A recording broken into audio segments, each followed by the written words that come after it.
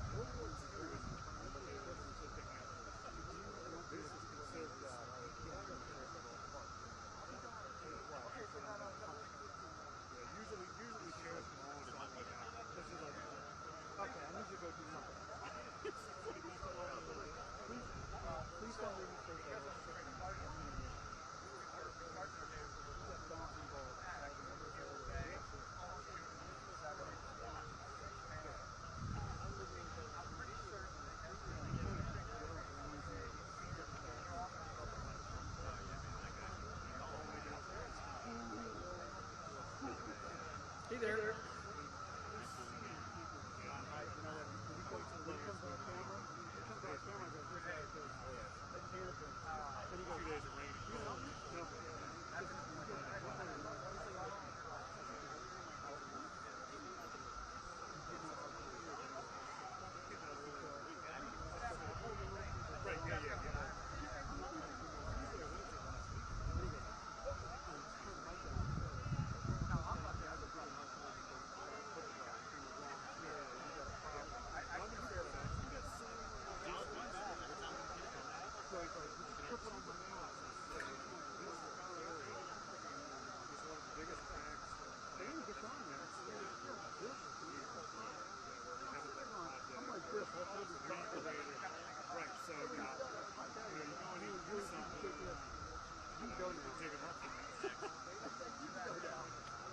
Good afternoon. Good afternoon, everyone. I'm Jim Knotts, the President and CEO of the Vietnam Veterans Memorial Fund.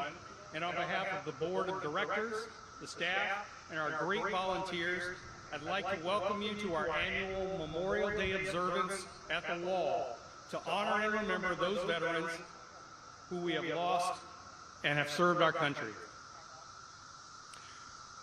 I just have to say, we're back. We're back. We're thrilled to be back here at the Wall in person today after more than a year of only virtual ceremonies. And I know things look a little different. Those of you that have been to our ceremonies here before, it looks a little different. You know, most things are back to normal, but not quite everything. Our co-hosts, the National Park Service, they don't have all of their staff back on a permanent basis yet. And so we don't have as big a stage and some of the pomp and circumstance that we normally would have. But it really doesn't matter, because our commitment to be back here in person and to honor our Vietnam veterans and all of our nation's veterans on Memorial Day, it's greater than ever. So welcome. When we first began planning for an in-person ceremony this year, the restrictions only allowed for 50 people for an outdoor event.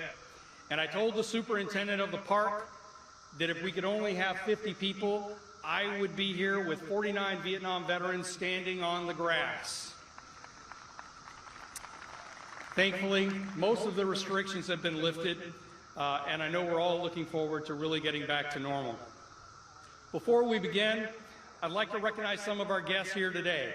First, welcome home to all of our Vietnam veterans, to this place that our nation has set aside for you.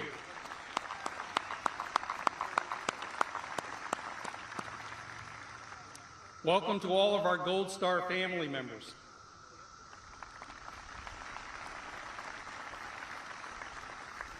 And welcome to all of those watching on our website and on the VVMF Facebook page. These are the places you've become accustomed to watching our ceremonies over the past year. And I'd like to welcome all the folks in town for Rolling to Remember, here to bring awareness and accountability for our prisoners of war and those missing in action. You know, this has been such a tragic year for us all. Almost 600,000 Americans have died from the pandemic. Vietnam veterans and some close to our own VVMF and Wall family have died from the pandemic and from other causes. They're not here with us today. Longtime VVMF chairman of the board, John Dibble, passed away in March on Vietnam Veterans Day. And just last week, Senator John Warner died at the age of 94. Both of those men spoke on this very spot. After spearheading the legislation that authorized the construction of a national Vietnam memorial here on the National Mall, Senator Warner was the keynote speaker in 1982 for our dedication. And John Dibble helped lead our organization for the past 20 years as we continue to care for the memorial and conduct programs like this ceremony. We also lost 4 of our Yellow Hat National Park Service volunteers. There are many of them here today, but some of them who are not. They really are the face of this memorial to about 5 million people every year. And I know the superintendent of the park will speak more about them. Now, to begin our ceremony, I'd like to introduce our chaplain to provide today's invocation. He delivered the closing benediction during the dedication ceremony right here in 1982, and I am honored to call him a friend. Please welcome Rabbi Arnie Resnikoff.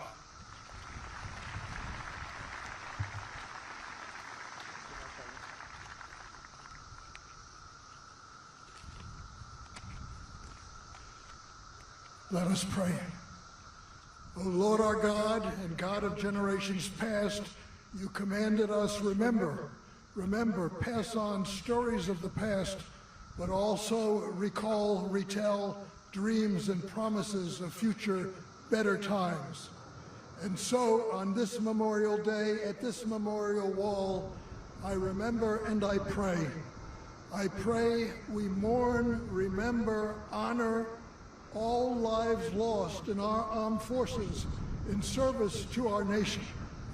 I invite all others to join with me in prayer, but in this world so scarred by sadness, fear, and strife, I know some have given up on prayer, some have lost their faith in faith.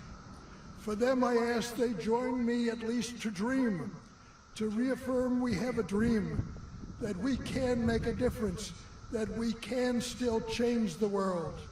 Dream with me that those we honor on this day will never be forgotten, but we will build a future when we need not dig new military graves, and no new names need be inscribed on memorials of war. A time we beat our swords to plowshares, and war will be no more. After Vietnam, we built this wall to heal a nation torn apart by grief and war. Heal us again, I pray. Give us courage, strength, and wisdom to keep today's divisions from tearing us apart. And when we pray, let our lives become our prayers, praying with our bodies, praying with our legs, standing up for what is right, for equality, humanity, justice, for righteousness in what we do and say. Today, to honor those who sacrificed their lives, let us embrace old patriotic words, the Liberty Song that once inspired founders of our nation, and now must touch our hearts, inspire us again. Join hand in hand, brave Americans all. By uniting we stand, by dividing we fall. I pray we can unite and stand. I dream we can unite and stand. And united through our words, our actions, and our dreams, proclaim liberty throughout the land. And may we say, Amen.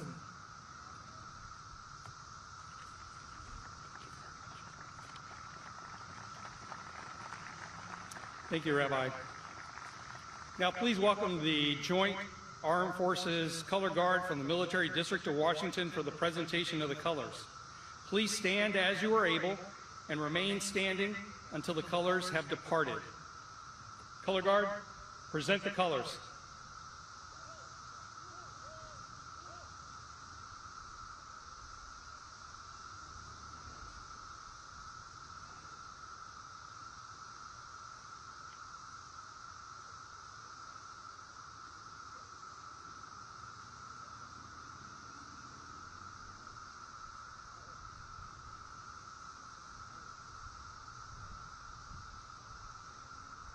Will be led in the Pledge of Allegiance by John Rowan, National President of the Vietnam Veterans of America, followed by the National Anthem.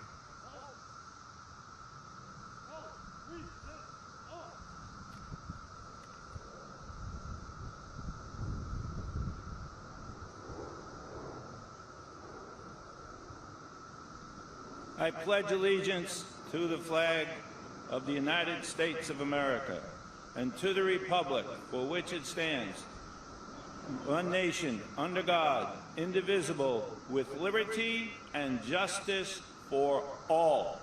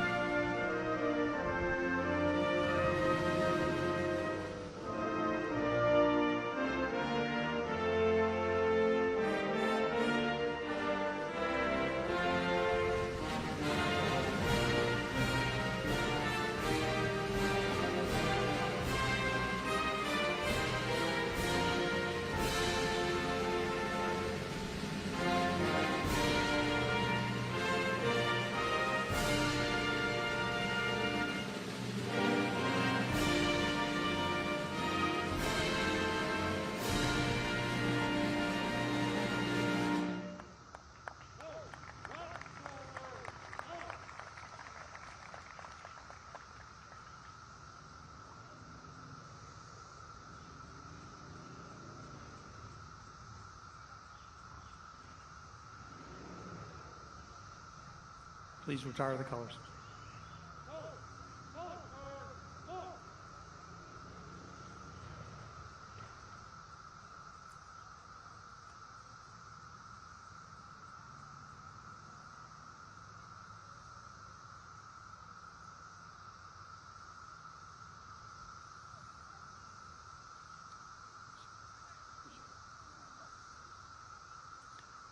Everyone, please be seated.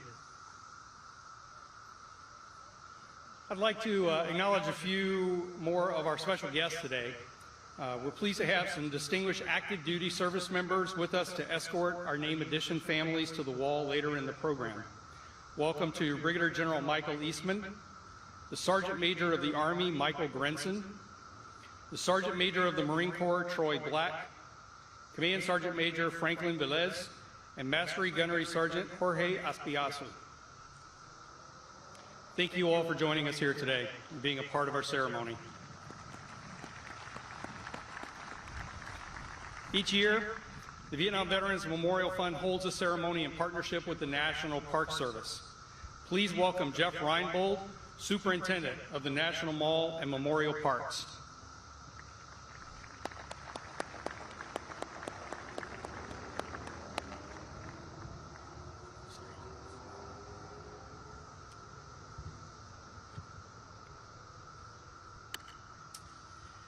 Good afternoon. Veterans, families, honored guests, on behalf of the National Park Service, it is my pleasure to welcome you to the Vietnam Veterans Memorial, which was conceived and built on behalf of a grateful nation to honor and recognize the more than 2.7 million American men and women who served in the conflict. Not since the Veterans Day observance in 2019, more than a year and a half ago, have we been able to join together at this memorial in person to honor those who served and to mourn those we lost in the Vietnam War. We are incredibly grateful to be here today. However, as Jim mentioned, just because we haven't been here in person on important dates of remembrance like Memorial Day and Veterans Day doesn't mean that the men and women we honor were forgotten. Our partner at the Vietnam Veterans Memorial Fund made sure that even when we couldn't gather together, there were virtual observances and online commemorations. My sincere thanks to VVMF President and CEO Jim Knotts and to his tireless staff for their efforts over the last 15 months to ensure that even during a pandemic, Vietnam veterans and the families of those who served and sacrificed were remembered. I'd like to offer a heartfelt welcome to the veterans and their families who are here with us today. Welcome to your Vietnam Veterans Memorial. We are humbled that you've chosen to spend part of your Memorial Day here with us. And I would like to extend a very special welcome back to our yellow-clad volunteers who provide invaluable assistance in the care and interpretation of the Vietnam Veterans Memorial. They are returning to the National Mall sites this week for the first time since the pandemic started. I know how much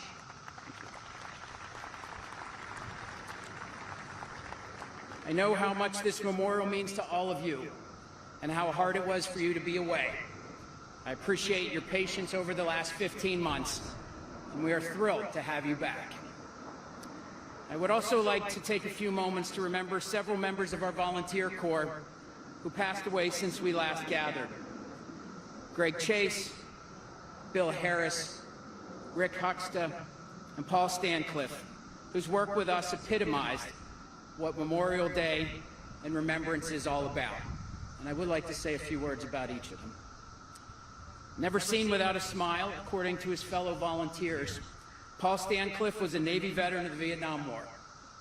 He started volunteering at the Wall in 1982, serving for nearly 3 decades before his death in January. His wife, Cindy, is likewise a lifelong volunteer. In fact, they met at the Wall before marrying in 1999. Paul made thousands of keychains over the years with the Vietnam service ribbon colors and gave them away to visitors and to veterans. Bill Harris was another longtime volunteer with over 20 years of volunteer work at the memorial, a veteran of the 173rd Airborne in Vietnam. Bill's colleagues at the Wall remember his big, booming voice and his big heart. He could be seen regularly giving tours of the mall, often to school groups.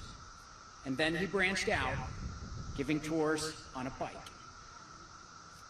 He loved giving programs to visitors, and his wall talks are remembered fondly as high theater. Rick Huxta was another Vietnam vet, having served as a Navy Seabee. Rick volunteered on Sunday mornings and was almost always the first volunteer at the memorial on those days. He was a quiet, dedicated volunteer who treated visitors like family. There is a wonderful photo of Rick with his daughter and granddaughter in front of the Wall. You can see how proud he was of them and they of him. And Greg Chase was one of our long-distance volunteers, traveling from his home in California several times a year to volunteer at the memorial. Greg spent his career with the California Highway Patrol and also served for years as an officer in the Civil Air Patrol, a lifetime of service. Though not a Vietnam veteran himself, Greg had a special connection to the Wall. His brother Fred Chase was killed in Vietnam. His name is on 39 West Panel, making Greg a Gold Star brother. The dedication of these volunteers and the service they provide to the Vietnam Veterans Memorial and its visitors reminds me of some words I recently came across from Jennifer Granholm, who was governor of Michigan at the time, currently serves as the U.S. Secretary of Energy.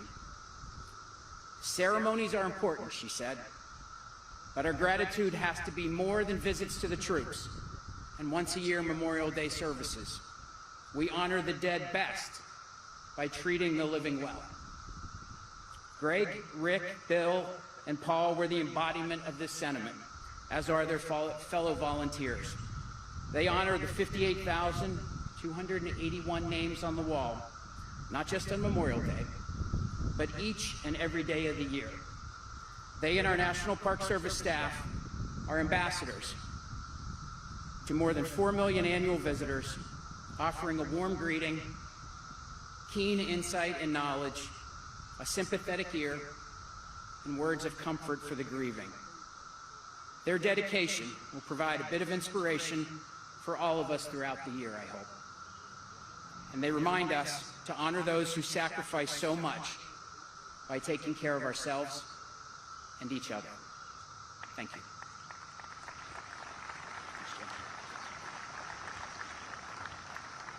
Thank you, Superintendent Reinbold, and thanks to our partners at the National Park Service. You know, this month marked the 46th year since the last American casualties in the Vietnam War. Yet for some families, those years did not bring closure as they waited for their families and their friends. I call your attention to our empty chair here as a symbol of the 1,584 Americans who still remain missing or unaccounted for from the Vietnam War. Yet, in remembering them, we must all recognize that we shall not rest until there is the fullest possible accounting of those who remain missing from the Vietnam War.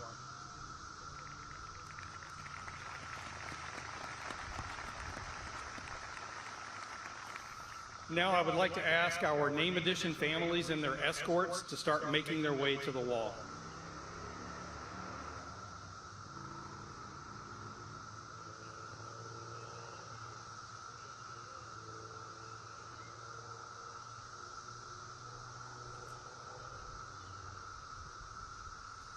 We have made it our tradition that during our Memorial Day ceremony, we have the first reading of the names of those added to the memorial and those repatriated. Since we were unable to do so last year, today we will read the names for the first time of the 5 men added and the 5 repatriated in 2020 and 2021. With these additions, the total number of honored on the wall is now 58,281. As you are able, please stand as I will now read the names of the service members that have been added to the wall. Lawrence R. Oliveira.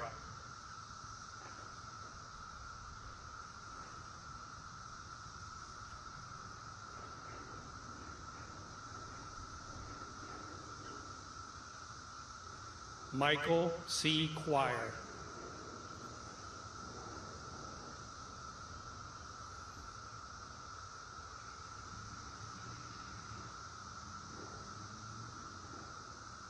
Andrew J. Smith.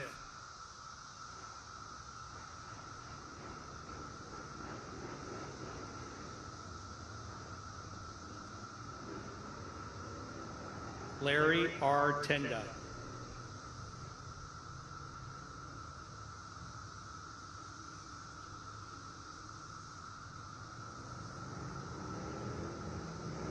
Frederick M. Ziomak.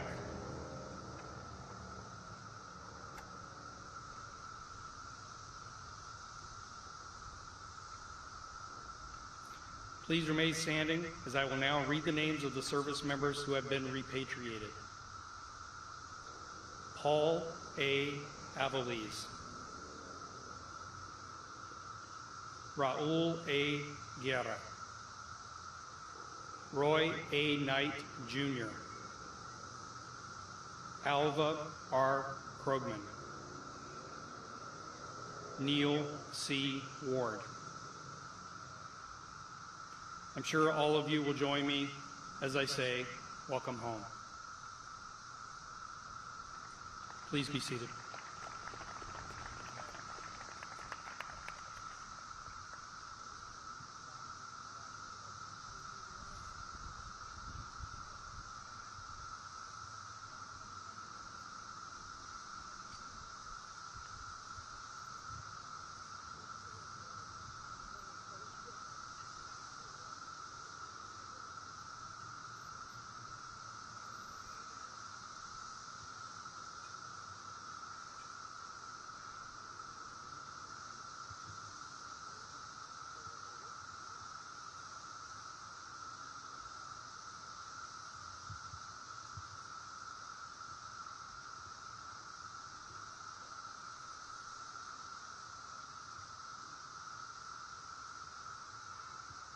It is my pleasure to introduce Nancy Wilson, who will speak on behalf of the Vietnam Women's Memorial.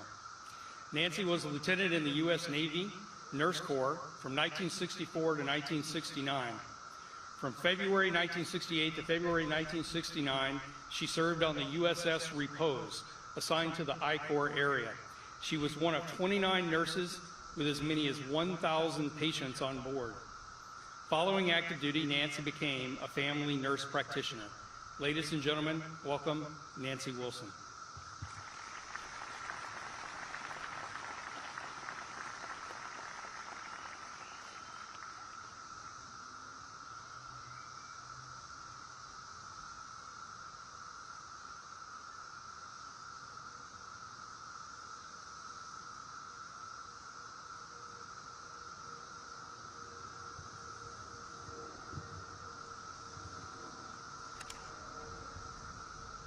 Good afternoon, everybody. Welcome home. Being selected to represent the 11,000 military women who volunteered to serve in Vietnam is a profound honor for me. The majority of women serving in Vietnam were nurses, as I am, because that was the most critical need at the time.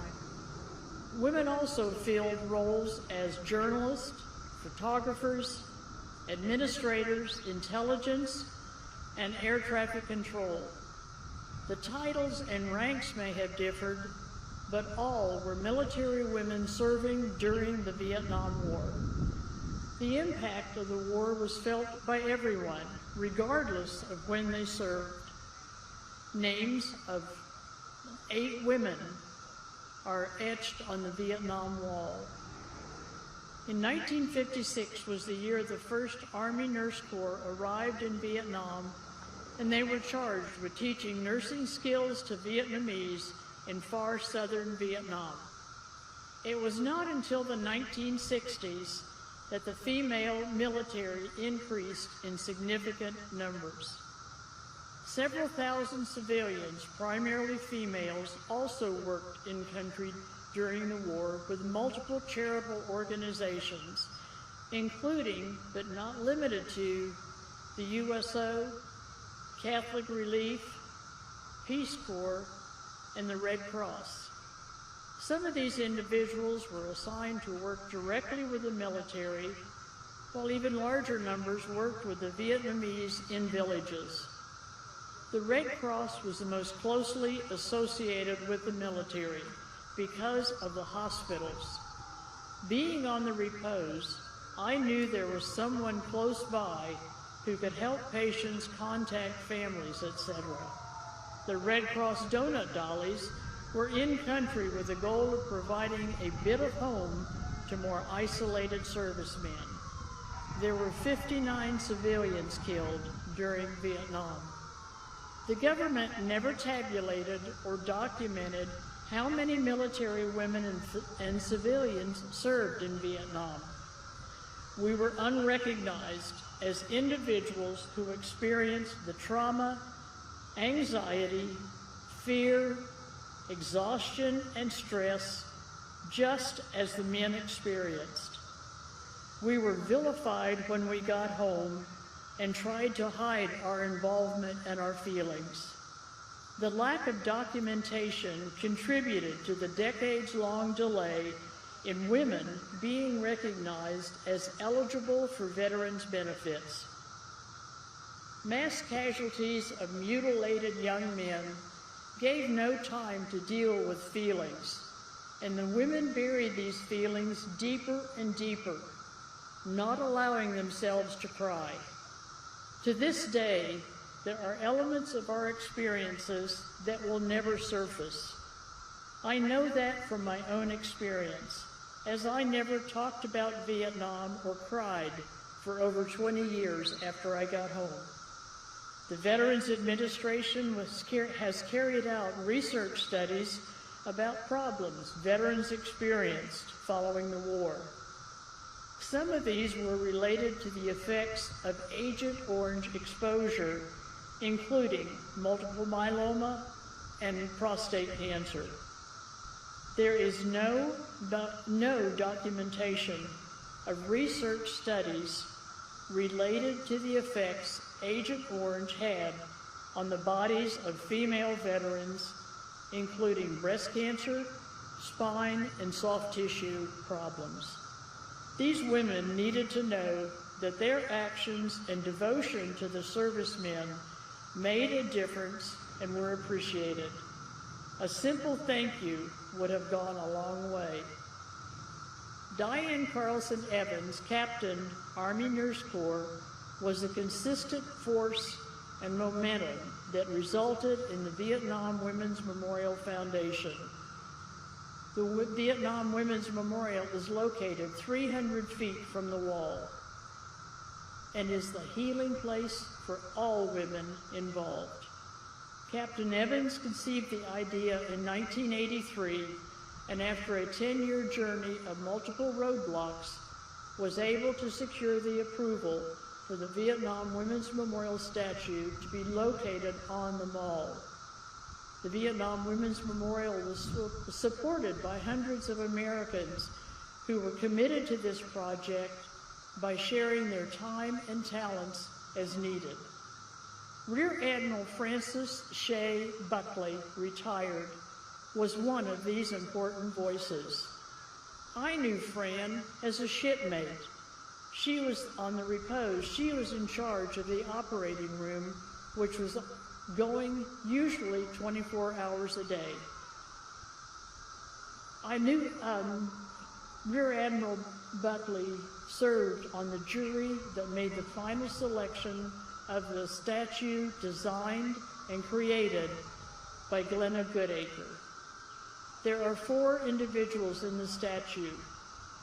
3 were all touching each other. The nurse holding the wounded soldier, the nurse watching for incoming. The 4th figure is kneeling behind, holding an empty helmet, and is believed to represent the civilians who were present. The women finally had a place where they could feel support and experience healing. Now, all of the world, through this memorial, will be able to recognize the sacrifices made by the women involved in the Vietnam conflict. Thank you.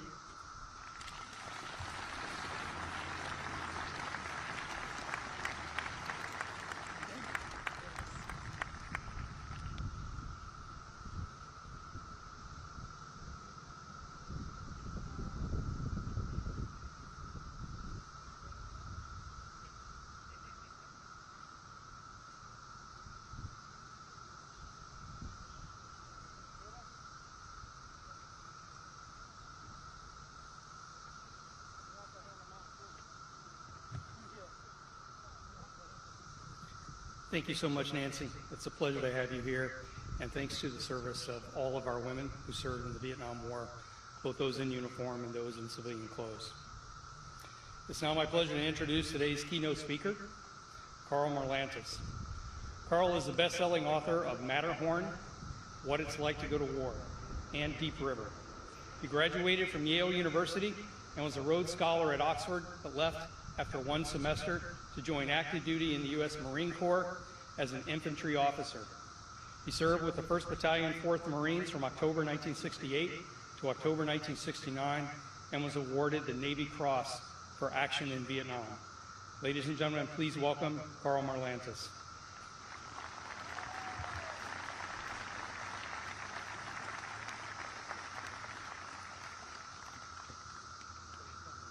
That's right.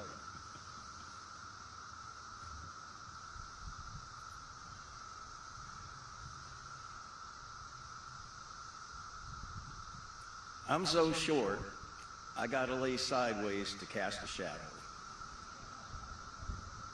I'm so short, I gotta have a stepladder to tie my shoes.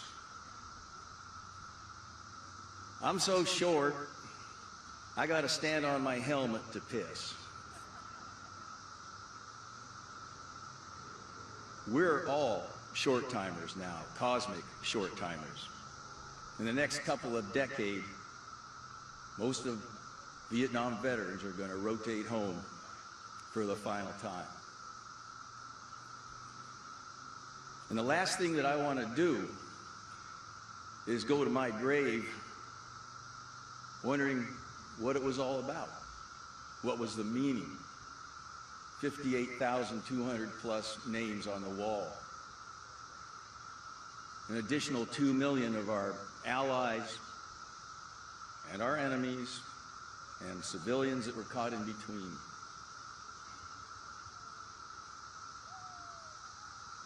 Why? What? And I searched for a long time for meaning. And what I came to understand is that you don't find meaning, you make it. And everybody here will make meaning out of these losses and that war in their own unique way that might be different from everybody else, but that's the way it has to be done because there's no universal meaning that I've found.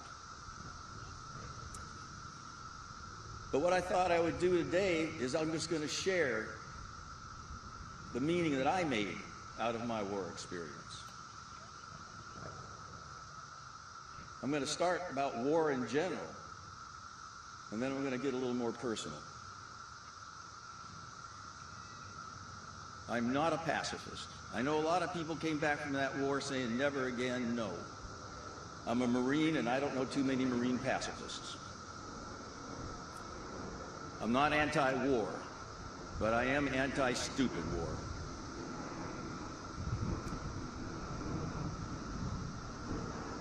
I saw a bumper sticker once, and the bumper sticker said, "Did you ever wonder if the meaning of your whole life was simply to serve as a warning to others?" I've kind of thought about the Vietnam War in that way. We've gotten involved in a lot of dumb stuff during Vietnam and after Vietnam. We've got kids acting like police in places you have to go to Google Maps to figure out where it is. And we've got police acting like paratroopers and Marines. We got to start thinking about this. What's the meaning in a stupid war? There is none. But we can make meaning out of it by not doing it anymore. Do you remember in the 80s there was something called Vietnam Syndrome? That was something that was bad. I'm afraid I'd like to see it come back. Colin Powell, who served in Vietnam, had 8 questions that had to be answered before we went to war.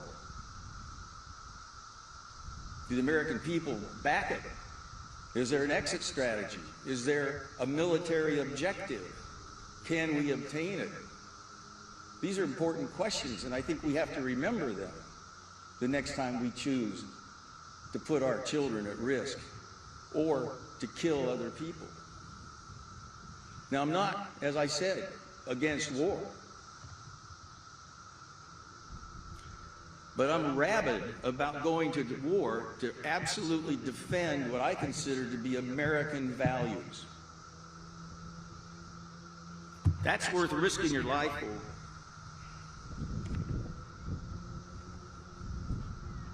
And notice I said risking your life. Everybody here on this wall chose to risk their lives. Their lives were sacrificed because of bravery and bad luck. You veterans know you're in the wrong hole when the shell comes in, that's it. But everybody on this wall risked their lives, and that was the important act.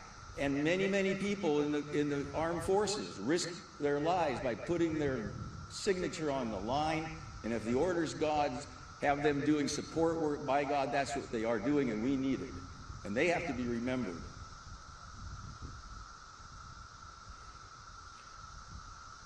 I sort of had this image of, here you are, the company commander comes up to PFC Marlantes and he says, "Marlantes, we're sending you on a suicide mission." What? Yep, I'm sorry to say that you won't be coming back, but you're going to be dying for American values. Wait a second. I'm not sure about this. Risking your life, though, is very different. And that's the key thing. What is worth risking your life for? What is worth, let's face it, killing other people for? They're in our founding documents. It is not that hard. Rule of law, the right of habeas corpus, trial by jury. Nobody is above the law. There are many, many governments that don't want to do this, and they should be fought, especially if they try to do it to us.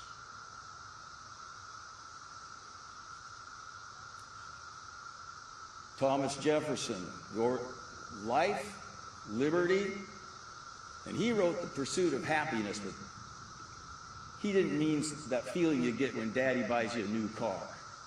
All right? That's happiness. I wouldn't risk my life over that. In the late 18th century, when Jefferson was writing, happiness meant something different than it means today.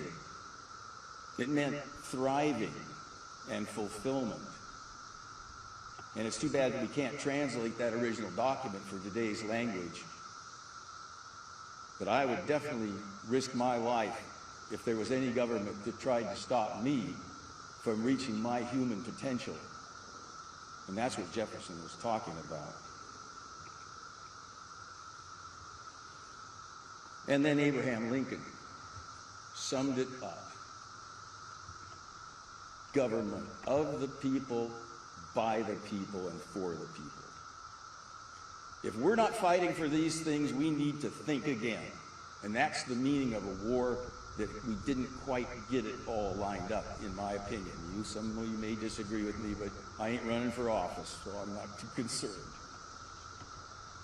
I want a steely-eyed patriotism. I don't want a sentimental patriotism. The ghosts of these people are looking down on us, and they don't want us to sort of, be singing about bombs bursting in air without thinking about it. I love that song. I love it.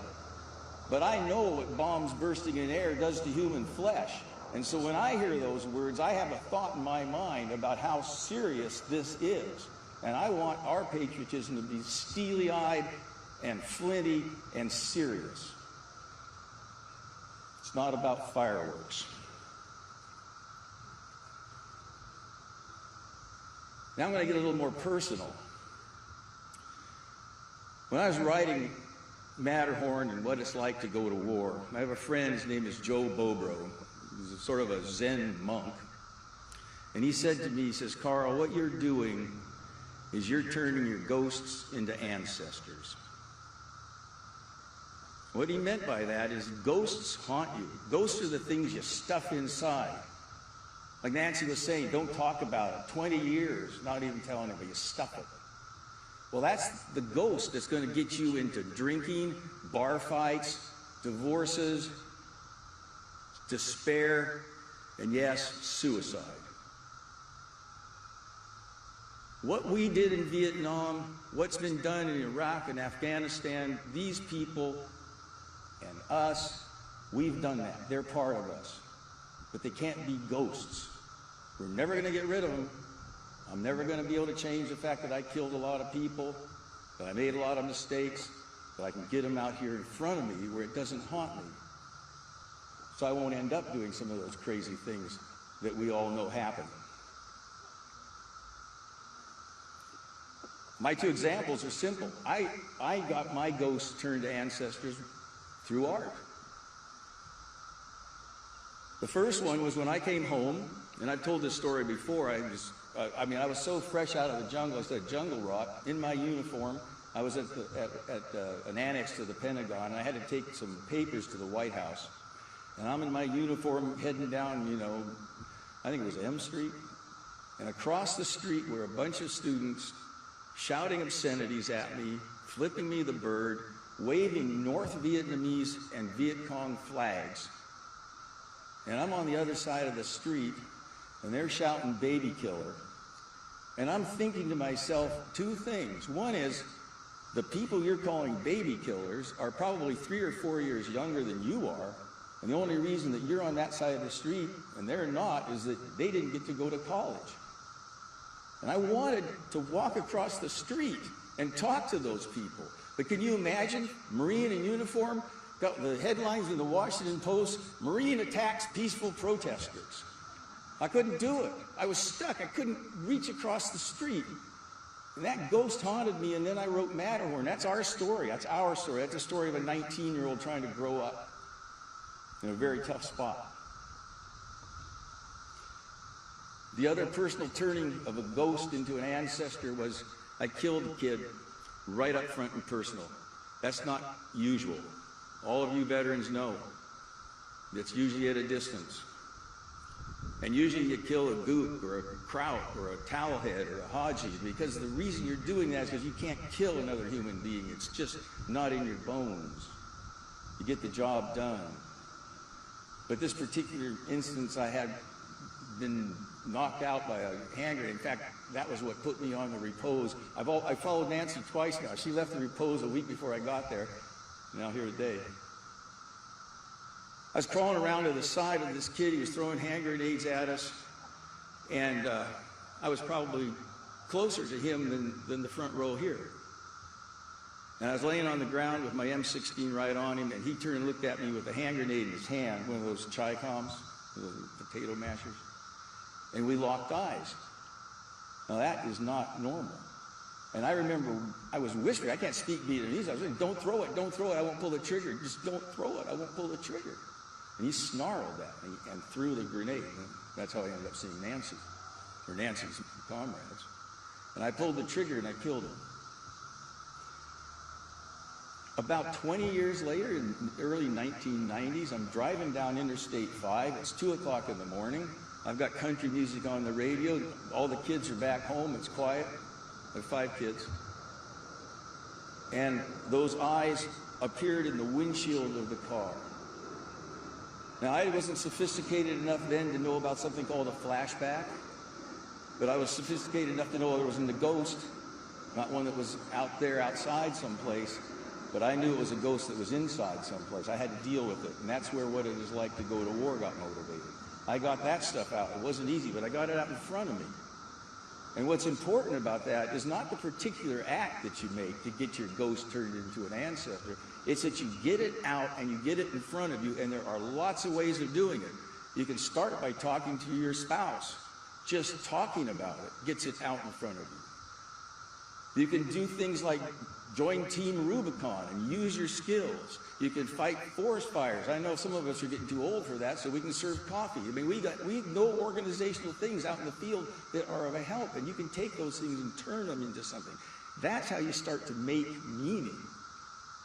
You just don't wait to find it. Save a warrior. Veterans groups. The important thing about all that is it's easy to talk to other veterans. It's not so easy to talk to non-veterans because, hey, they may not quite understand. I mean, I'll say it openly. I got a thrill out of killing people. Oh, I don't want to hear that. But that was part of me, definitely. And if I hide that, how can I ever join the community if I always am hiding who I am? So the important thing is you've got to get it out and be in front of non-veterans, because you can't get back into community unless you do. And getting back in community is what's so important for healing and for health. We're not solitary animals. Now there's other ghosts. And these are the ghosts of guys I knew right behind me here. Charlie Company, 1st Battalion, 4th Marines, was there about 2 years. And we had 81 killed. 81 Charlie Company members are on this wall. I don't find any meaning in their deaths. That happened 50 years ago. Meaning has to be now. And meaning is up to me to make meaning out of these deaths. And it's up to you to make meaning out of those that you know. I woke up one morning, maybe 15 years ago, and I realized that I'd spent my whole life trying to race to the top. And it occurred to me that that was the wrong metaphor for life. Life isn't about a race between individuals. We can be fooled into thinking it is. It is not. Life is a relay. We're in a relay race, and there are batons that are handed to us, and we carry them, and we're going to hand them on. That's what we're here for, to run that relay. These guys here have already passed their batons. Are we going to drop them? If we drop them, then their lives are lost in vain. There's no meaning there. Meaning's here, in action. And I want to pick up my baton and make sure I carry it. Well, I've dropped it several times, more than once. But I want to try to keep that baton in my hands. And I'm going to tell you a couple of those batons. Cliff Broyers. Cliff, 20-year-old squad leader, was killed on Hill 400, which was a hill we had to take before we took Hill 484. And we abandoned Hill 484 3 times. Where's the meaning in that? There isn't any. But what this 20-year-old squad leader could do is get his squad to do really tough things and do them well. And he died taking out a machine gun that was the objective of his squad. And what baton did he pass to me? Doing tough things first and doing them yourself before you ask other people to do it. He died doing that. And if I let that die with him, then the meaning goes down with Cliff. I don't want to do that. Antanas Prisgintas, 2nd lieutenant. His mom delivered him fleeing from the Red Army in Lithuania. Prisgintas hated communists, I mean with a passion. They took his country, they took his home, and he joined the Marines to fight communism. And he died leading a Marine platoon. Hatred's not something that I want to carry, not of people, but he hated totalitarianism. He hated it with a passion. And I think that I want to do that myself, and I do. That's the baton I carry from Prisgintas. Charles Thomas, he was my radio operator. 18, wise beyond his years.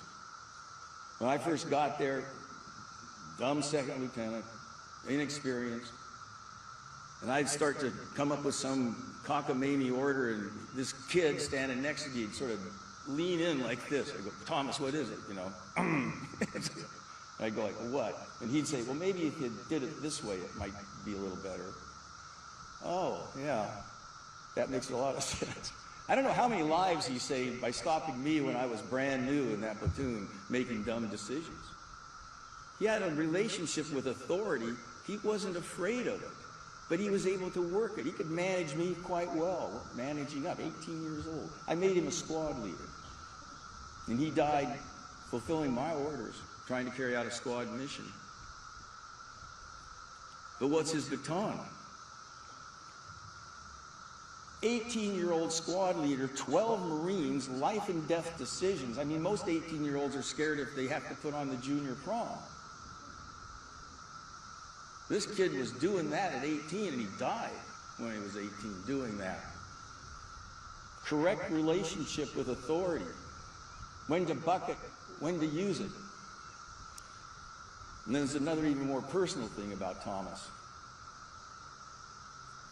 We were way up in the mountains, and it was cold. It was cold in Vietnam? Yes, it was cold. We didn't have any jackets. We just slept in our utility shirts, and we had poncho liners. And I got hypothermia, and it was bad. I mean, it was bad. I couldn't talk. I was chattering so much, and I was shaking so much. And I started to get loopy. And Thomas knew what hypothermia was. And he grabbed me, and he took me to the ground, and he wrapped me up with his arms and hugged me and wrapped me in his poncho liner and poncho and stayed with me until I stopped shaking. The baton I carry from Thomas is my own life. I could get real emotional here. And I know a lot of you have a very similar experience. Think about the batons that were given to you. Stanley Erb, 19. We were on an assault And I come up on Stanley, and he's shaking and quivering. He's frightened to death. And he can't seat the magazine of his M16 because his hands are shaking too much. And so I took his M16, I jammed the magazine in there and pulled the receiver back, loaded around. He said, "There you go." And he looked at me, and he's still shivering and quaking. And he went up the hill to take out 2 positions with automatic weapons, and he died doing it. The baton is commitment to duty even when you're shaking with fear. That ain't an easy baton to carry, but that is so necessary for this society. George Jemayeff, we called him Canada. He was born in Osoyoos, British Columbia, and he came south and joined the Marines. And he was, some of you read Matterhorn, he is the inspiration for Vancouver. He's Vancouver's most real character in that novel. I mean, George Jemayeff, Canada, was bigger than life. He looked like Errol Flynn. He was about 6'4". Jungle weight was probably about 200. And he was savvy. He never risked anybody's life. He was badly wounded on Hill 484. He was in a shell hole, bleeding. The Corbett had stuck IV tubes into his arm, and there was a bottle. I don't know how they got it stuck up. And his squad was pinned down by a machine gun, and he heard that they were pinned down and no one could reach them. He yanked the IV tubes out of that bottle, grabbed an M16, and went running up the hill and attacked that machine gun with the IV tubes dragging out of his arm. He'd already lost a lot of blood. He got hit a couple more times and died, but took out the machine gun, saved his squad. There are 4 people who wear silver bracelets with his name on it because the baton that he passed to them was their own lives. What's the baton for me? The warrior ideal. Savvy, skilled, courageous, full of love for his comrades. We had 2 Canadians killed in Charlie Company. Many Canadians volunteered, many died, and I think on Memorial Day we have to remember our brothers up north. Now there's no meaning to be found for their deaths, but those batons don't die.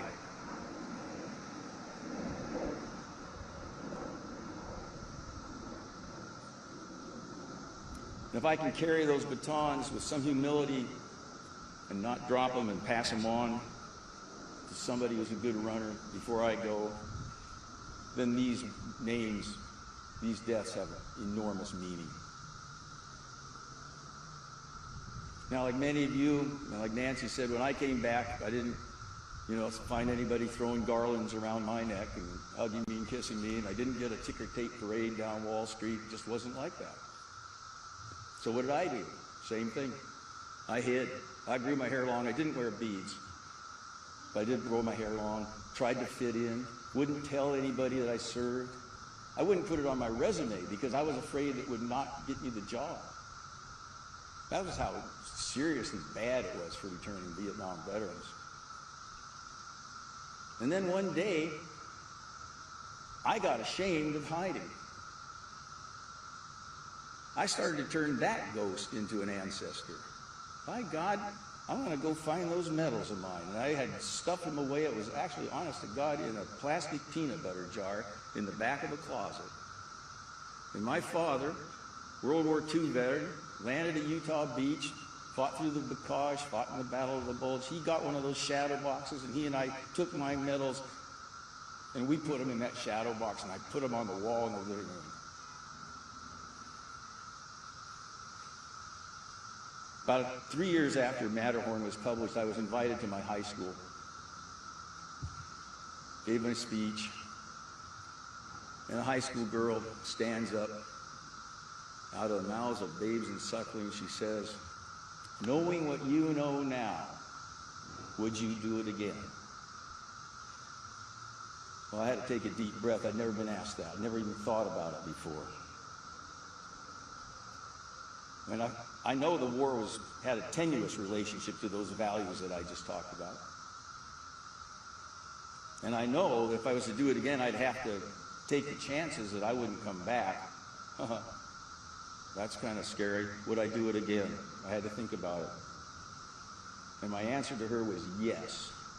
I would do it again because those ancestors I carry from that war are part of me, and I like who I am. And if I had to not do it again, I wouldn't be me. And all of us are us because of this experience and because of these deaths. I'm proud to carry these batons. And I'm proud to be a Vietnam veteran. So I'm going to just leave you with one final thought, somewhat modified from the way we used to say it. I'm so short that what you're seeing and hearing now is a video recording.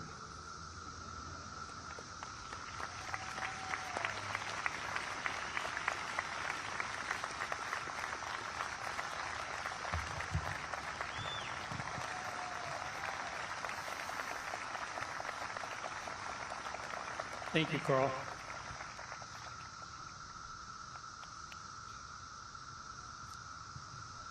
You know, I've met a lot of Vietnam veterans, and hearing Karl speak about the ancestors he still carries and the batons that have been passed to him, I'm reminded, I'm not a Vietnam veteran. I lead the Memorial Fund, but I'm not a Vietnam veteran. I'm a Desert Storm veteran. And part of the reason I'm here is because, oh, thank you, I picked up a baton that was passed to me. All of us who have served in uniform after the Vietnam War, we picked up that baton. It was handed to us by those who served before. And many of us, like me, who have left the military, that baton has been passed to an even younger generation. That's part of the legacy we all share as veterans. And I think that's something we can all be proud of. It's particularly meaningful to me because, you know, I was raised to believe that the way many of our Vietnam veterans were treated when they came home was wrong, that they did not get the recognition, the honor, the respect that they deserved for serving their country. And when I went to war for my country, I could not have had a more different experience. We could not have asked for more support and respect while we were putting ourselves in harm's way on behalf of our country. And I come to realize that that was because of many of you here today, the Vietnam veterans, who when you came back home made a commitment that you would never let our country send another generation of men and women into harm's way without the proper respect and support that they deserve. That's how I see the baton that you handed to me and to future generations. That is part of your legacy. And I think more than victories on the battlefield, helping our country realize that we should always honor our warriors, regardless of our feelings about any particular war. That is something to be proud of, and that is an amazing legacy, and it's something I thank you all for.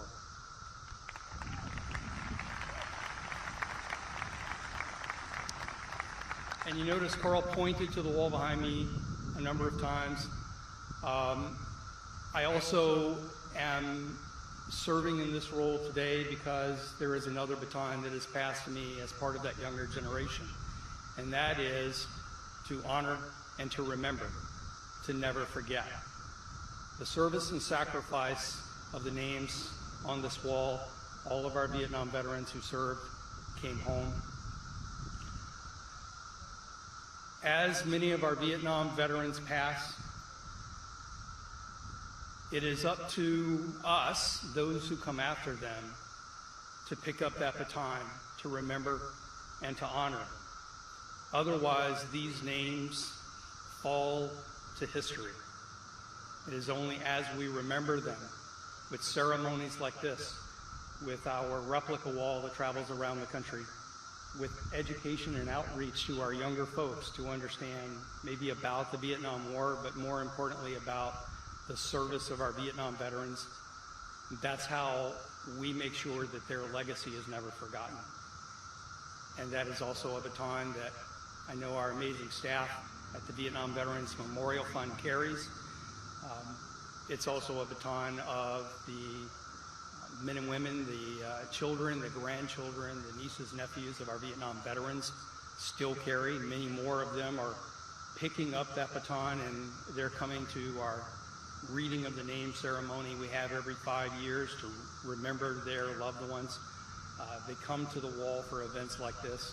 The next generation is picking up that baton so that the legacy of the names on this wall and all who served in Vietnam are not forgotten. If I could ask all of those who are laying wreaths today to please come forward.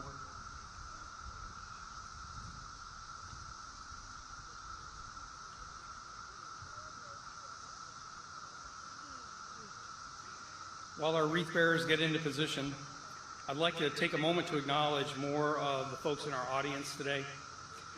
I'd like to give my personal thanks to all of our Yellow Hat volunteers who do so much to honor and remember our veterans every day. Some are wearing yellow shirts, yellow hats, the National Park Service volunteers.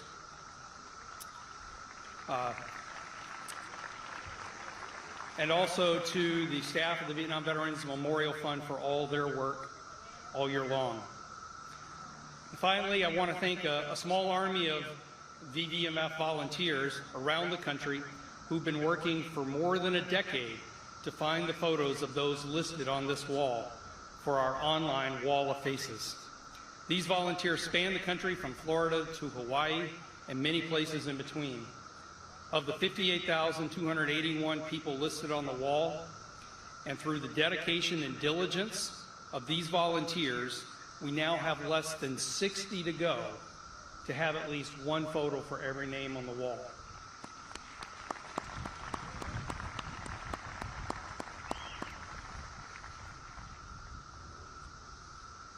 Now, allow me to direct your attention to the representatives of several of our nation's leading veteran service organizations as they join us in laying wreaths in honor of the fallen. Ladies and gentlemen, please welcome bagpiper Chris Jackson, who will be playing Amazing Grace.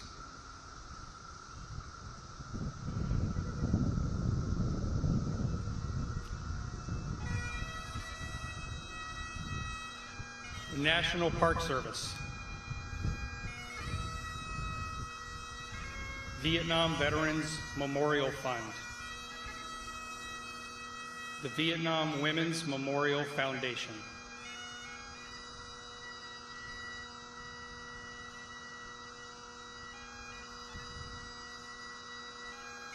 Gold Star Wives of America.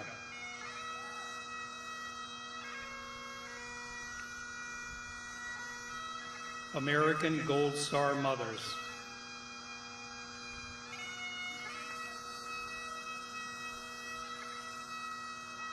Vietnam Veterans Memorial Volunteers.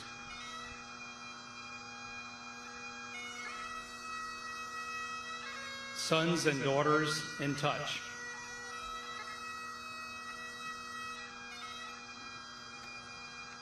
Paralyzed Veterans of America.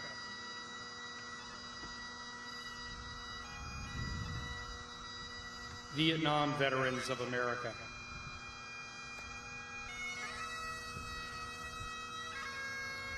Military Order of the Purple Heart.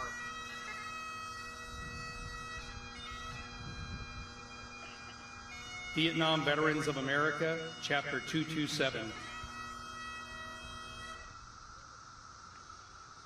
Jewish War Veterans of the USA. Verizon Veterans Advisory Board.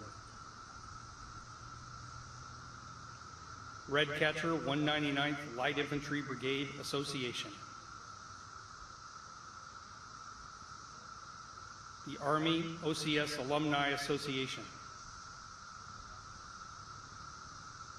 The American Legion.